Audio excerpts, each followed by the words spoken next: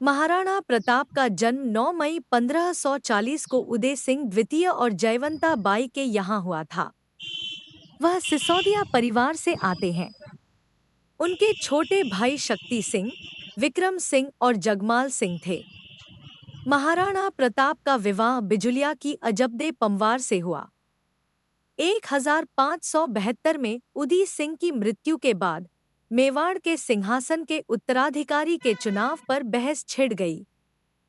महाराणा प्रताप के अन्य सौतेले भाइयों ने भी प्रतियोगिता में भाग लिया और मेवाड़ के सिंहासन के लिए लड़ाई लड़ी। उनके पिता के दरबार के वरिष्ठ नेता चाहते थे कि प्रताप सिंह उनका उत्तराधिकारी बने, क्योंकि वह उदय सिंह द्वितीय के सबसे बड़े पुत्र थे।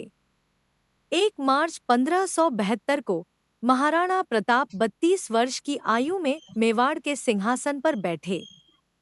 उदय सिंह द्वितीय के राज्यकाल के दौरान चित्तौड़गढ़ की घेराबंदी के कारण मेवाड़ का पूर्वी आधा भाग, जो विस्तारवादी मुगल साम्राज्य के द्वारा जीता गया था, फिर भी मेवाड़ का पश्चिमी भाग, जो अरावली पर्वतमाला के पास जंगली और पहाड़ी क्षेत्रों को शामिल करता था, सिसोदिया राजपूतों के नियंत्रण में था।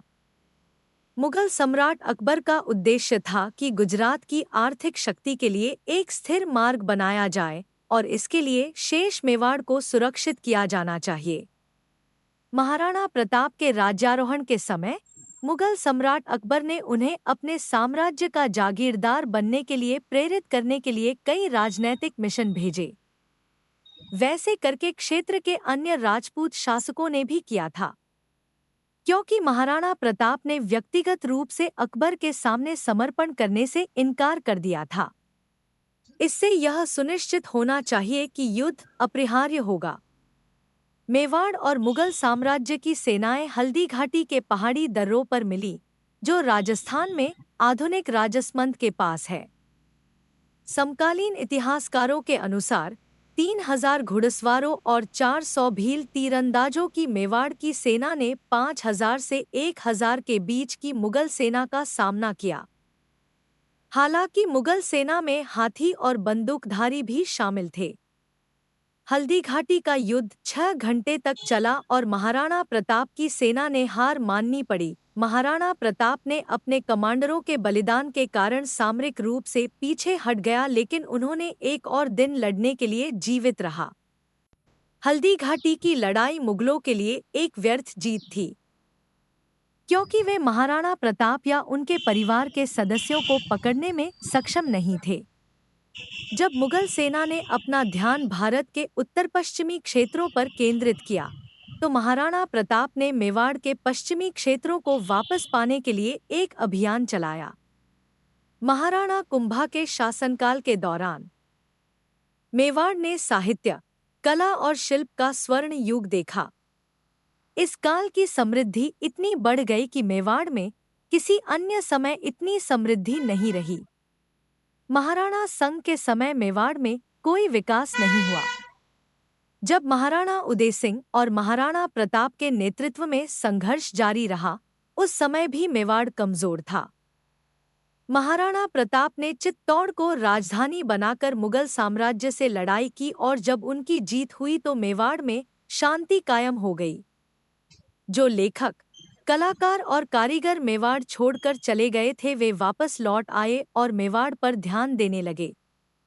महाराणा प्रताप के शासनकाल में साहित्य एवं कला के क्षेत्र में किए गए प्रयासों की तुलना महाराणा कुंभा के शासनकाल से करना सही नहीं है, क्योंकि इस क्षेत्र में किए गए प्रयासों से महाराणा प्रताप ने अंधकार से प्रकाश लाया था।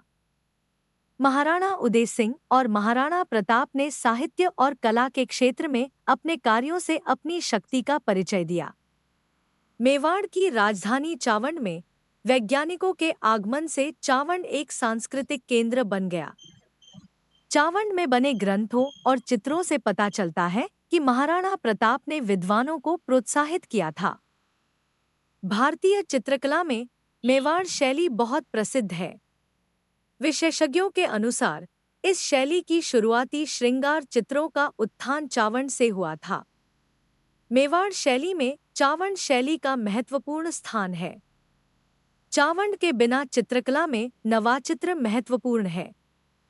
चावंड में कई चित्र हैं जो रोचक और मौलिक हैं।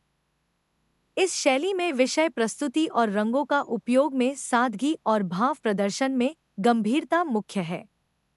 एक रागमाला चित्र जो महाराणा प्रताप के मृत्यु के बाद 1605 में बनाया गया था, इस बात को सिद्ध करता है कि रागमाला का चित्रण महाराणा प्रताप के समय में शुरू हो गया था।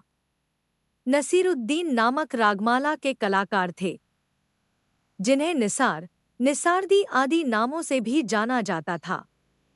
उन्होंने महाराणा प्रताप के दरबार में सबसे प्रसिद्ध कलाकार के रूप में मान्यता प्राप्त की थी। उनकी तस्वीरें पुरुष और महिलाओं के रूप में बहुत रचनात्मक थीं, जो दक्षिणी और पश्चिमी तटीय क्षेत्रों के साथ मालवा के प्रभाव को भी दर्शाती थी। इससे यह सुझाव दिया जा सकता है कि इस समय तक मेवाड़ का सांस्कृतिक संबंध इन विभिन्न क्षेत्रों में पकड़ने में था। रवि वर्मा की अद्वितीय कला प्रदर्शित करती थी। उनके चित्रों में धार्मिक ग्रंथों और महाकाव्यों के पात्र बहुत स्पष्ट दिखाई देते थे। उनके पोर्ट्रेट भी अद्वितीय थे और उन्होंने यह कला काफी सादगी से दर्शाई। पोर्ट्रेट का मतलब होता है किसी को सामने बिठाकर उसका चित्र बनाना। उन्होंने भारतीय राजाओं से लेकर अंग्रेज शासकों तक के लिए चित्र बनाए। राजा रवि वर्मा की प्रसिद्धता का अंदाजा इस बात से लगाया जा सकता है कि लोग उनसे चित्र बनवाने के लिए लाइन लगाते रहते थे। उन्होंने महाराणा प्रताप का चित्र बनाकर अपनी कला के मास्टरपीस में से एक निकाला। मेवाड़ के कुंदन लाल मिस्त्री ने भी महाराणा प्रताप के चित्र चित्रित किए थे। राजा रवि वर्मा ने इन चित्रों के प्रेरणा से ही महाराणा प्रताप का चित्र बनाया था।